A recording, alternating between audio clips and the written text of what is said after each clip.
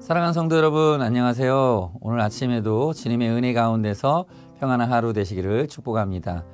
우리가 오늘 함께 묵상하실 하나님 말씀은 에스라 4장 21절에서 24절까지의 말씀입니다.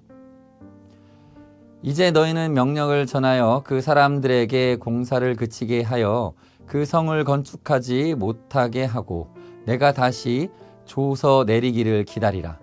너희는 삼가서 이 일에 게으르지 말라. 어찌하여 화를 더하여 왕들에게 손해가 되게 하랴 하였더라. 아닥사스다 왕의 조서 초본이 르훔과 서기관 심세와 그의 동료 앞에서 낭독되매 그들이 예루살렘으로 급히 가서 유다 사람들을 보고 권력으로 억제하여 그 공사를 그치게 하니 이에 예루살렘에서 하나님의 성전 공사가 바사왕 다리오 제2년까지 중단되니라. 아멘. 여러분들 오늘 말씀 21절을 다시 보시면 너니 이제 명령을 전하여 저 사람들에게 공사를 그치게 하여 내가 다시 조서 내리기를 기다리게 하라. 너희는 삼가서 이 일에 착오가 없도록 하라. 어찌하여 손해를 더하여 왕들에게 손해가 되게 하랴. 이렇게 말씀이 나와 있습니다. 이 구절들은 왕의 권력이 얼마나 냉정하고 단호하게 하나님의 백성의 일을 멈추게 했는지를 보여줍니다. 왕은 대적들의 거짓 고발을 믿고 공사를 그치게 하라고 명령을 내렸습니다. 22절에 착오가 없도록 하라고 엄중히 경고까지 합니다. 즉각적인 중단 명령, 그리고 그 뒤를 잇는 23, 24절의 모습은 마치 승리한 대적들이 유다 백성 위에 군림하는 듯한 아주 절망적인 상황을 연출합니다. 아스다 왕의 조서 초본이 르훔과 서기관 심세와 그들의 동료 앞에서 낭독되매 그들이 예루살렘으로 급히 가서 유다 사람을 보고 권력으로 억제하여 그 공사를 그치게 하니 이에 예루살렘에서 하나님의 성전 공사가 바사왕 다리오 제2년까지 중단되니라. 대적들은 왕의 조서를 받자마자 급히 가서 권력으로 억제하여 공사를 멈추겠습니다. 이 얼마나 비참한 순간입니까? 하나님의 거룩한 성전을 짓고자 했던 뜨거운 열정과 헌신이 힘있는 자들의 한마디 말과 거짓 고발 앞에서 속수무책으로 무너져 내린 것입니다. 우리의 삶 속에서도 이와 같은 경험을 할 때가 참 많습니다. 하나님을 기쁘시게 하려는 선한 동기로 시작한 일들이 세상의 냉랭한 현실이나 혹은 사람들의 오해, 교묘한 방해 앞에서 좌절되기도 합니다. 마치 이스라엘 백성들처럼 우리는 눈앞에 강한 권력과 압도적인 현실 앞에서 이 무력감을 느끼기도 하죠.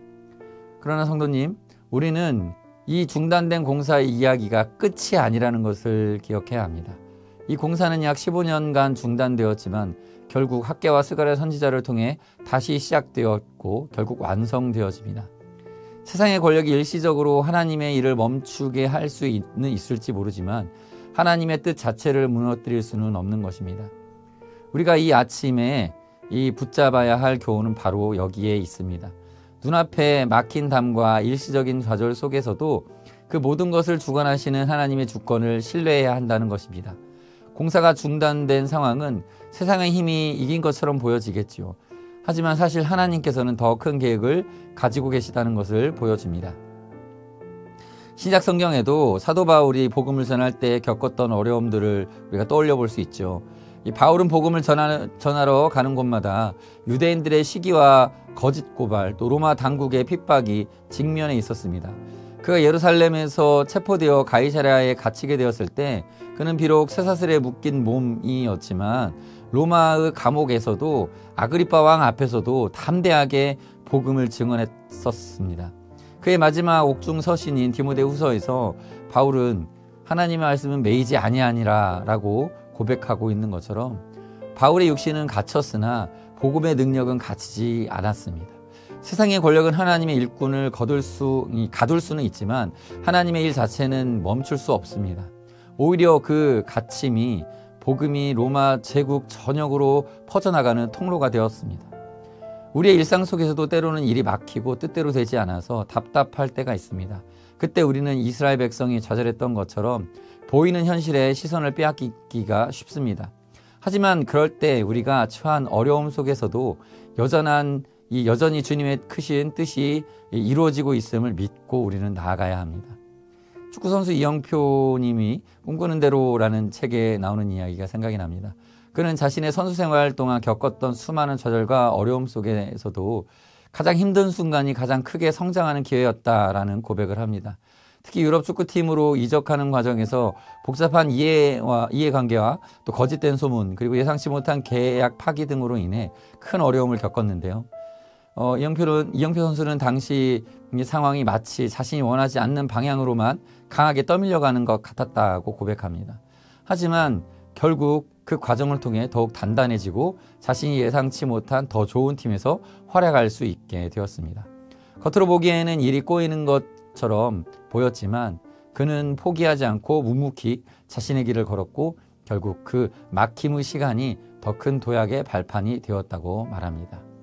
마찬가지로 성도님, 우리가 지금 겪고 있는 막힘이나 좌절이 있다면 그것이 세상의 힘에 굴복당한 것처럼 보일지라도 잠시 중단된 것일 뿐이지 취소된 것은 아닙니다. 우리의 선한 의지와 헌신이 일시적으로 세상의 권력과 거짓에 의해 억압당할 수는 있지만 하나님의 최종적인 승리는 누구도 막을 수 없습니다. 그러므로 오늘 이 아침 우리 마음속에 새겨야 할 실천사항이 있다면 이것입니다. 어려움과 방해를 만날 때 잠시 멈추어 서서 조급해하거나 좌절하는 대신에 그 모든 상황을 다스리시는 하나님께 잠잠히 우리의 시선을 고정하고 기도로 주님의 다음 명령을 기다리는 것입니다. 본문에서 이스라엘 백성이 잠시 공사를 멈추었듯이 우리도 조급하게 인간적인 힘을 의지하거나 불평하는 대신에 멈추어 서서 하나님께 묻고 또 주님의 때를 기다리는 믿음을 보여야 하는 것이죠. 하나님은 결코 우리를 홀로 두지 않으시며 가장 적절한 때에 다시 일할 힘과 용기를 주실 것입니다. 우리가 믿음으로 기다릴 때 그 중단의 시간은 단순히 헛된 시간이 아니라 하나님 앞에서 우리의 믿음을 점검하고 또 재정비하며 더 크게 도약할 힘을 얻는 귀한 시간이 될 것입니다. 이 확신을 가지고 오늘 하루도 주님의 신실하심을 의지하여 나아가는 우리 복된 엘사랑교회 성도님들 되시기를 간절히 축원합니다. 함께 기도하겠습니다. 사랑과 은혜가 풍성하신 하나님 아버지, 오늘 에스라 4장의 말씀을 통해 세상의 권력과 거짓된 모함 앞에서 우리의 선한 일이 멈춰 설 수 있음을 보았습니다. 그러나 주님, 저희가 일시적인 중단에 낙심하지 않고 그 모든 상황을 다스리시는 하나님의 크신 주권을 신뢰하게 하여 주옵소서. 지금 저희의 삶 속에서 막혀 있거나 저절된 것처럼 보이는 일이 있다면 조급히 서두르지 않고 잠잠히 주님의 다음 명령을 기다리는 믿음을 허락하여 주시옵소서. 저희의 힘이 아닌 오직 주님의 능력으로 다시 일어설 때 이전보다 더 견고하고 아름다운 역사를 이루게 될 줄 믿습니다.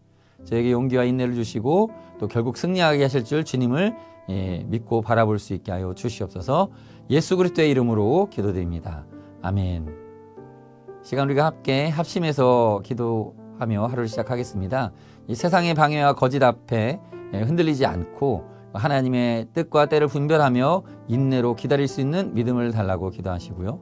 또 현재 막혀있거나 지연되고 있는 나의 어떤 선한 계획이나 사역이 있다면 그 중단의 시간을 믿음의 재정비와 성숙의 기회로 삼게 하옵소서 하고 또 주님의 능력으로 다시 시작할 수 있는 용기를 주옵소서. 이러한 기도 제목으로 함께 기도하시며 오늘 하루를 시작하겠습니다. 기도하겠습니다.